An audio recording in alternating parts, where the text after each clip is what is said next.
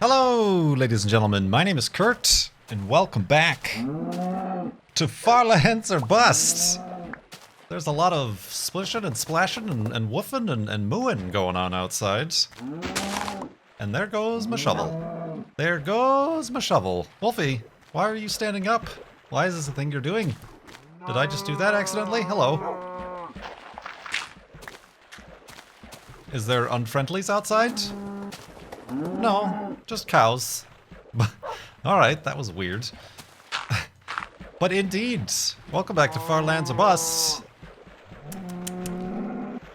Wolfie not obeying my sit commands and frolicking with the herd.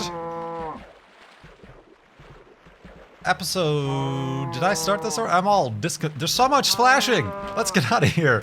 Oh my gosh! All the splashing is just distracting me. You're distracting me, sir! Oh, man. Yeah, welcome to Farlands or Bust. This is episode 653 of the series for your Thursday, August 31st, 2017, the last day of August 2017. In case you didn't know that. Oh man, what is going on with the time here? It feels like only yesterday we were watching the solar eclipse on the 21st, and now it's the 31st. This time thing keeps moving in a very resilient fashion, doesn't it? Oh, we gotta do this. Oh, I don't have my shovel. Hey! Alright. Maybe we didn't have to do that, but we did. And we paid the price. Although we didn't take any damage. I tell you what, these iron boots are protecting us more than our diamond boots ever did. But I do remember that I do need to pick up wood. We forgot to pick up wood. We gotta make beds too. We don't have any beds for this episode. It's crazy. Wood for beds, and I actually have to make the beds. Do I have boats? I have a couple boats.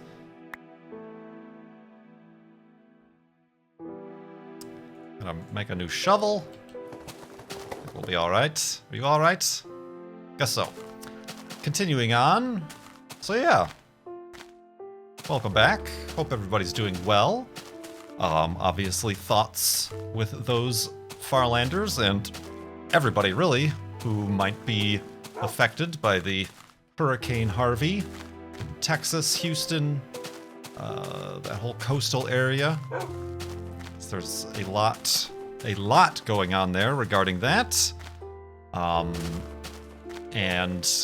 because right now, Farlands or Bust doesn't have an official charity, certainly if you're holding on to some extra pennies, make sure to find a charity to support those organizations who are helping out the rescue and relief efforts of the still unfolding weather situation down there.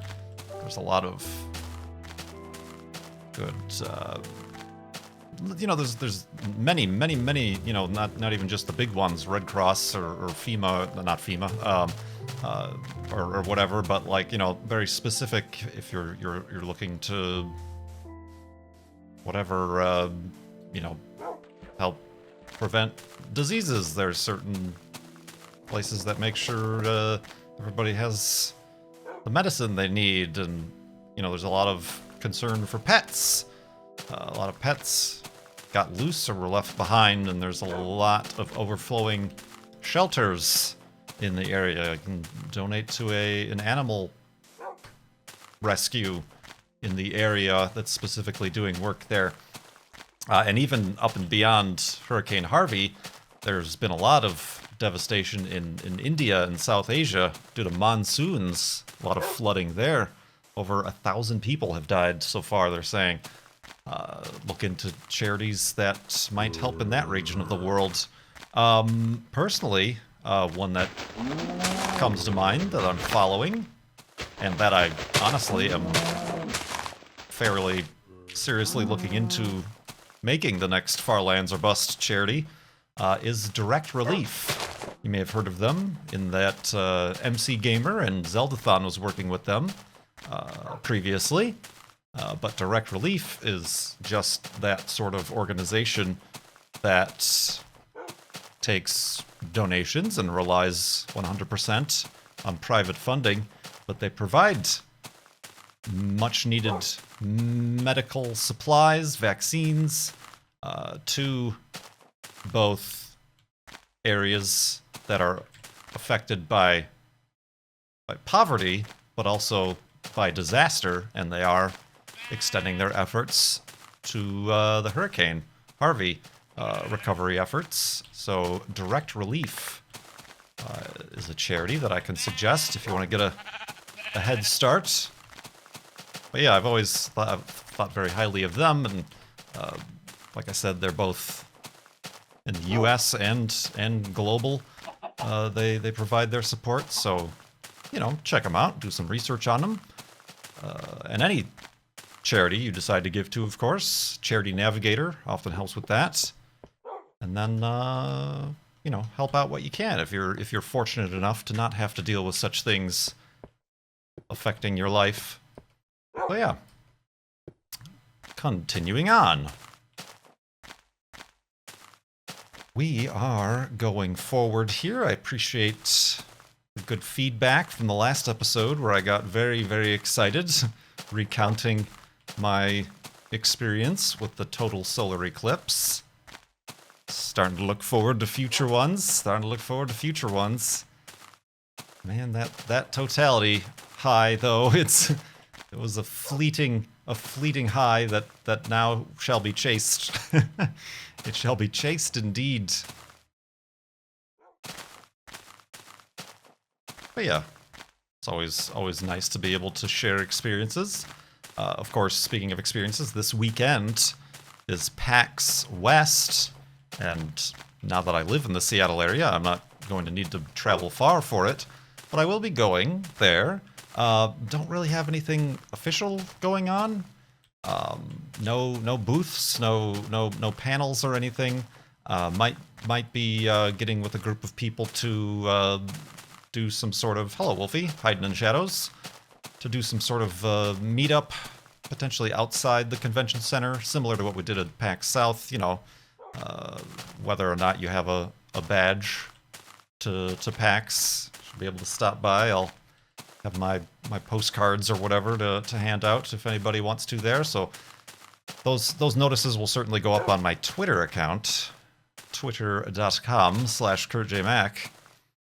So if you're in the area or if you're in town for PAX, certainly let me know. And it's always nice to meet Firelanders and whatnot. But yeah, otherwise nothing really official planned. I've been to enough of these PAXs that I don't feel like I need to see anything anymore in the actual convention. Like even sometimes a lot of the panels are just repeats or the same people saying slightly different things, which is fine. It's always interesting sometimes, but yeah, certainly the floor. I mean, even like I keep getting invites for parties, the Twitch party, the Microsoft party, the Extra Life charity party. I'm like, I don't know about that.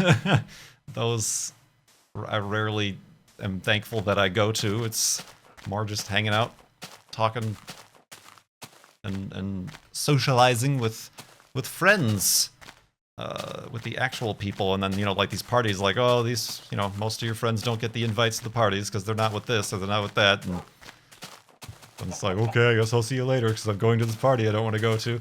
So yeah, gonna take this one kind of relaxed.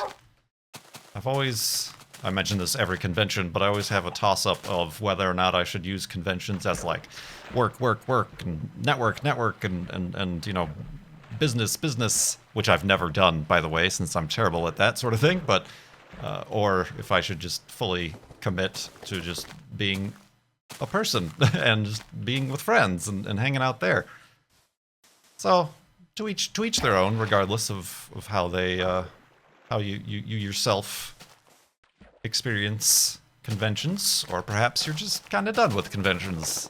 I could see that happening too, at some point. Just being like, yeah, you know what? maybe instead I should meet up with my friends for like a little mini road trip or a vacation or something. Maybe that would be better. But we'll see. We'll certainly keep you updated there. And I gotta make those beds, don't forget. I only need 2 of them. Up, up, up, up, up, up. Beep, beep. Well done. Oh, and a shovel. That's not how you make a shovel. That should be how you can also make a shovel, but it isn't. Wolf, I know, Wolfie. I'm working on it. Whoa! Careful. Hey, hey, hey, hey, hey. All right, we're doing it. We're doing it. Boop. All right, and elevated hidey hole number 1. I'm going to get back to the questions that I asked patrons of mine to submit. Still got a bit of a list of those to get through. And we will start with those, or resume with those, in the morning.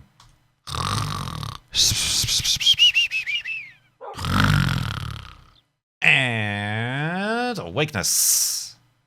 And I get that wolfiness. Your tail is slightly down.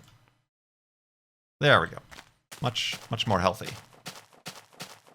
Much health, many mores.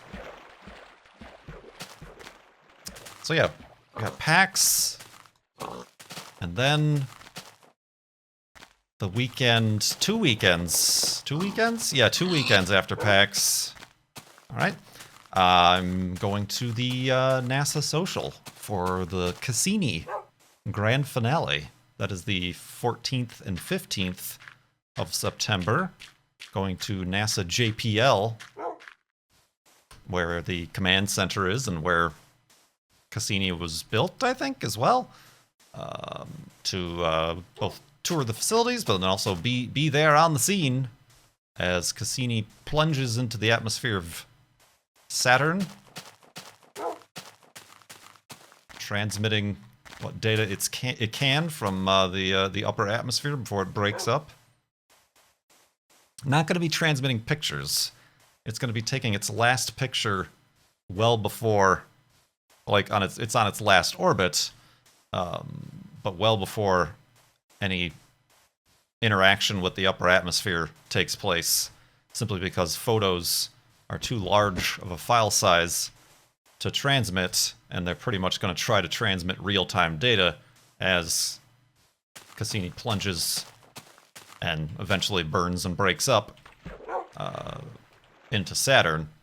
So it's much better to have, instruments just transmitting technical data, readings, temperatures, pressures. Much better than having to transfer all the bits and bytes of an image. But that'll still be interesting. I'm sure there's going to be some final expected cutoff of data that they'll expect, where they'll be able to say confirm for sure that Cassini is broken up. But yeah, pretty much the opposite of a launch. Pretty much the opposite of a mission launch, but all the same. Mostly I've always just wanted to kind of tour JPL. They have like public days, but like once a year for like 2 days, and there's like lines around the block. So this is a nice opportunity to be chosen to participate in that. So yeah, so that I'll be sharing as well. Speaking of sharing, like I just said. Also speaking of sharing, let's get to these Patreon questions. Dravir has a few. Dravir's getting greedy. But Dravir, as you know, has been a long-time supporter of my channel and Far Lands or Bust, and even the very, very generous with the donations in the past to Child's Play charity. First question from Dravir. What is the biggest challenge of being self-employed? Apart from getting money in the pocket and food on the table, what is your solution to this challenge? And would you recommend being self-employed? The biggest challenge, being self-employed. See, I'm gonna sing it to you. No, me. No, I don't know what the biggest challenge is. Honestly, it's probably internal, mental. It's always mental with me, but it's more about motivation. This job, I say condescendingly, Twitch broadcaster, video game YouTuber, whatever you want to call it, is a lot different than being like self-employed as like a sorry, I just like felt the jitter was really obvious when I was swimming. I guess it was just because I was swimming slow. I thought the jitter changed, but it didn't. It's still 2 texture blocks. Yeah. Yeah, like if you were a web designer or a graphic designer, freelancer, self-employed, you would get different jobs and they would have specific goals based on the requirements of other people.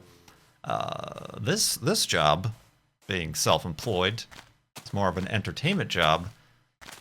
Those goals have to be set by yourself and your own motivations. And like, yeah, we get some data, analytics, views, ratios, this and that, and the other, income. And certainly we can make some choices based on that, like concentrating on streaming more versus YouTube more, just because that's where our current audience and income is. But that's really tough on, you know, there's no project to project sort of thing. It's like, this is the entire job is the project. There's no beginning or end. There's no finished state. It's never going to be finished. It's always going to change. So yeah, I think it's probably personal motivation, inspiration, or a lack of inspiration, or a lack of ideas, or what to play, or how to keep folks interested. But yeah, I think that's a little bit more unique to the kind of what I would call entertainment side of self-employment. There you are.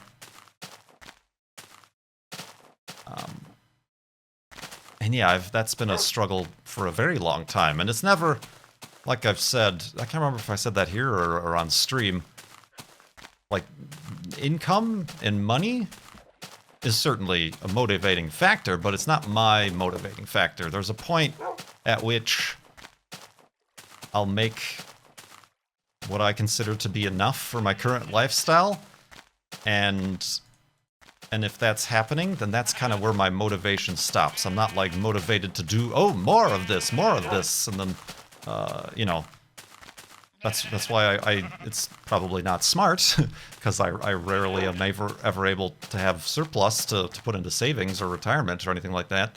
But that was even the case back in the heyday of YouTube's, the 2012s, 2013s, where it was honestly great, but quite ridiculous, the amount of ad revenue we were getting, and that's where a lot of people saw a lot of growth, and were probably able to you know, pad their bank accounts and buy their McLarens or, you know, whatever. But it was at that point that I kind of was like, this is more than enough. So I'm just gonna like slow down, or maybe just not try, but just not like feed off of that. Which I don't know. Looking at the past, maybe that was a bad idea, because it meant that my channel didn't grow at the rate as others who maybe put more effort into it during the hot moments. But then again, I'm okay where I'm at right now too, you know. So yeah, I guess just motivation, and it's hard to overcome. It's something that reaches well beyond simply my work ethic. It's something I always had problems with in school and previous jobs and personal things. Let's just call them things. So, yeah. I mean, there's like frustrating things, sure, like taxes and money and blah, blah, blah, but I don't know, I don't worry as much. Those are just nuisances. They're not really challenges that prevent me from doing anything.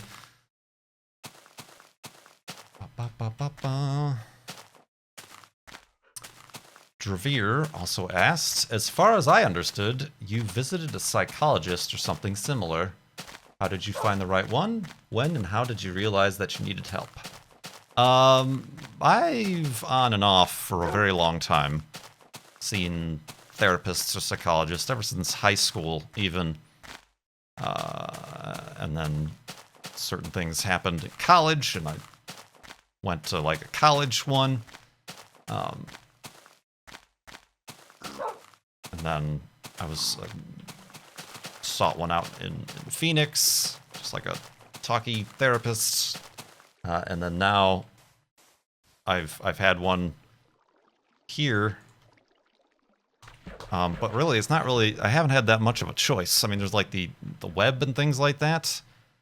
But the way health insurance works here is you gotta like be referred. So I first saw my main doctor, and then they referred me to their in-house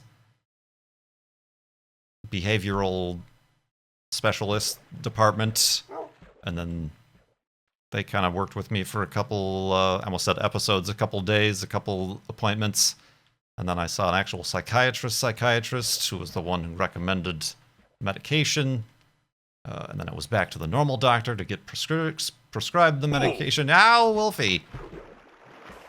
I can't believe I've not lost a heart. I like took multiple oohs of damage today. I've not taken a single half. Not a half was taken. So yeah, I don't think I have much of a choice. I mean, certainly it's the case that if you're finding somebody's not working for you, then, oh, now I should probably change. But yeah, it's less about like worrying and searching and finding and hunting for the right one than it is to just like pick one that works. If it is in your health insurance, that's great. Even better, probably preferable. And then just trying it out, which can seem like a frustrating back and forth way to do it, but you've got time. It's not like there's a deadline or anything like that. So yeah, let's go to sleep.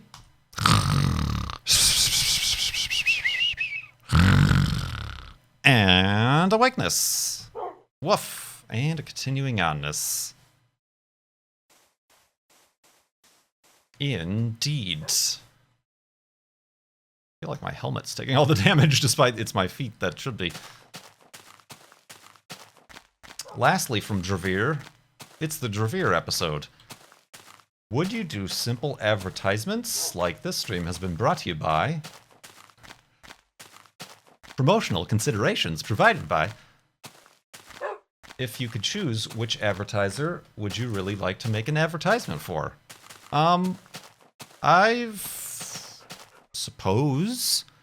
I've never been offered such a thing. I have gotten offers to make like a dedicated video, or a dedicated Instagram post, but they've either come at the wrong time, or what I have done, now that I've gotten a few of these, is for my own sanity, I've created, I guess what you could call branding interests, which means I'm not just going to take anything willy-nilly. I'm only going to choose things that adhere to my brand, the interests and the themes that you, my audience, are all familiar with, like video games, PC gaming, and I have an Xbox as well. So I'm not just out of the blue going to start playing Nintendo or PlayStation games or mobile games. Mobile games is like the primary thing people want to pay YouTubers to play. And that was one that I had to turn down because it was a mobile game. And they were offering a significant amount of money. It was a surprising amount of money, which I'm like, this was before I moved here. I'm like, I could really use that for the move, but it doesn't adhere to my brand. Automotive things, auto sports, classic cars. That would be a harder sell just because I don't have much dedicated content related to that, but you guys know that that's an interest of mine. Space, sci-fi, space flight, non-profits, charitable organizations, and stuff like that. And then outdoorsy stuff, like the hikes I go on and the sort of walking and survival sort of games that we play. So yeah, I think that's important.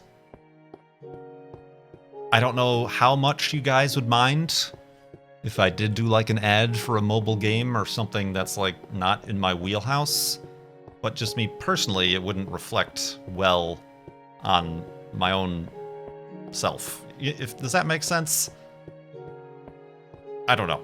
Like maybe I don't have enough of a big specific audience where that would be much of a problem, but it just seems to make things simpler for me to decide yes or no on a thing, or you know, how much would I accept this for any amount of money or not, because it's not in my wheelhouse or whatever.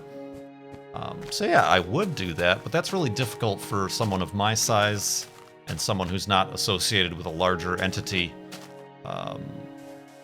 like a branding company or a partnership or whatever. To get a hold of those things. I mean, certainly, you know, PC peripherals I would be all right with. You know, Corsair or Logitech. Logitech sent me a keyboard, so I'm using the Logitech keyboard, but they haven't, you know, they just sent it to me, and 'cause I'm on some sort of list, but I'm not like sitting here advertising Logitech. It's an alright keyboard, but you know, an outdoorsy stuff, I don't know, like an outdoorsy brand, or Patagonia, or Camelback, or something like that, you know? The cars and automotive thing would be tough. Like, obviously Subaru or whatever, but yeah, that would be a tough one, just because I'm not like an automotive channel. You know, that's something that even, like, I feel like Cone would be better at, because he's actively on his motorsports channel vlogging, restoring the Supra, and working on his Project Red and stuff like that. I could see would be an opportunity for someone to be like, oh, we make these parts that replace the OEM parts.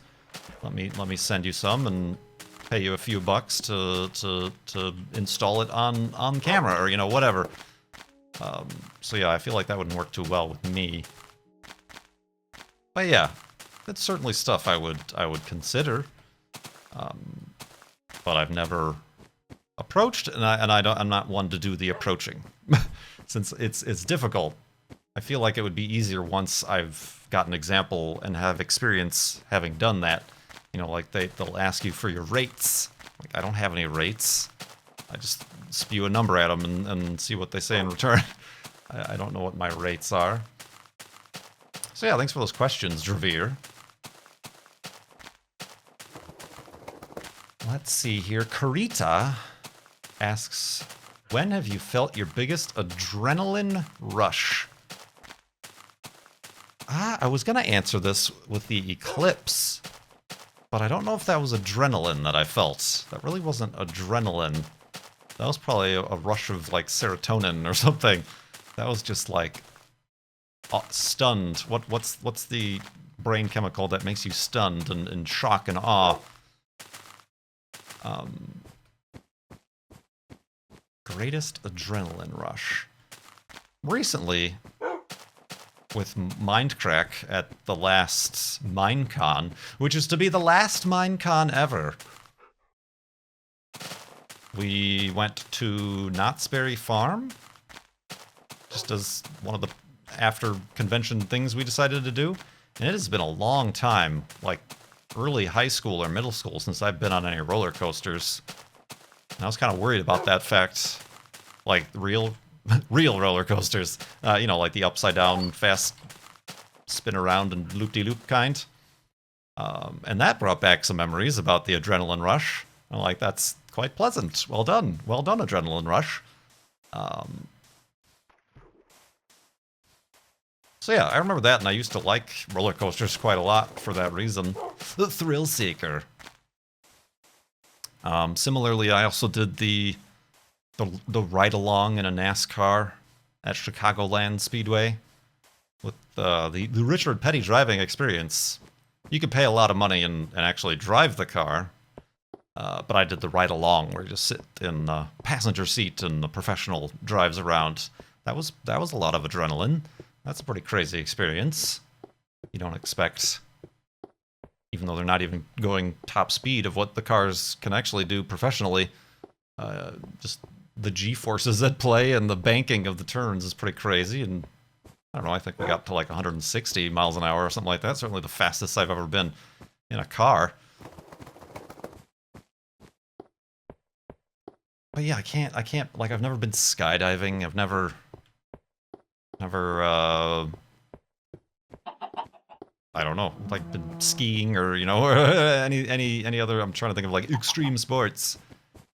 I mean, there was a big hill by my house that I always liked riding my bike down, and it was a big hill. I think it was an old, I don't think it was, actually, now that I think about it. Those are normally closed off, like an old landfill site.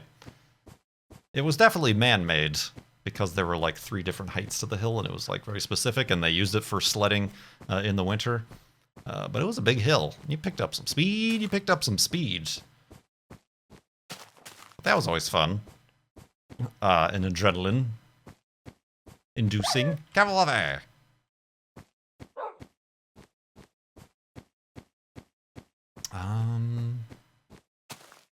Yeah. I can't think of anything else other than those sorts of things. I've never been in like a fighter jet or anything like that. So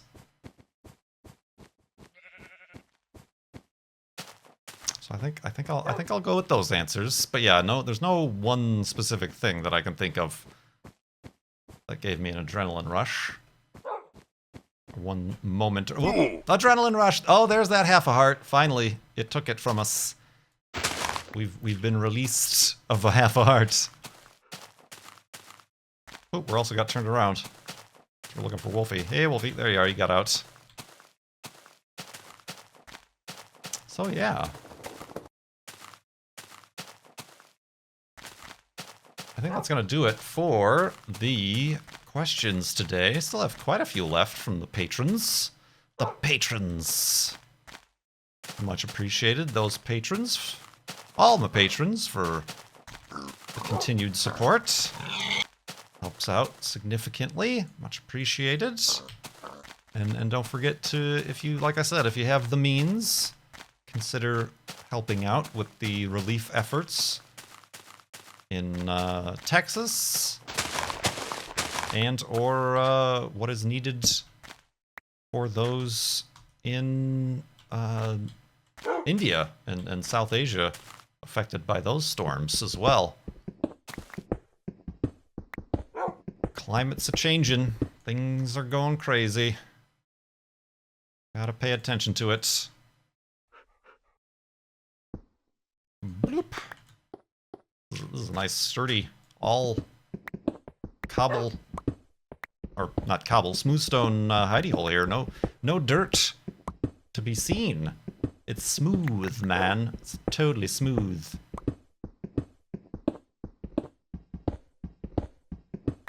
There we go. We'll see you later, Wolfie. And thanks for watching this episode of Far Lands or Busts. Yeah, gonna be a bit of a break. Ooh, we can eat our cookies to get full health. Cookies. Certainly gonna be a break of streams. Actually, Twitch is down while I'm recording this, which is why I'm recording this instead of streaming. I was gonna make this bet out of cookies. Chocolate chip duvet. Oh, man. What was I saying? Oh, yeah. Gonna be a lack of those things due to PAX happening. Like I said, gonna kind of take a moment to just hang out with friends, and maybe some are staying a little bit after the fact, so maybe a little bit of personal vacation time to hang out and do some socializing, because I haven't done much of that at all since moving out here, unfortunately. So yeah, tune in to Twitter if you are in town and you want to do a meetup or whatever. You can always arrange something through that. And thank you so much for watching this episode of Far Lands of Bust. My name is Kurt. I will see you next time.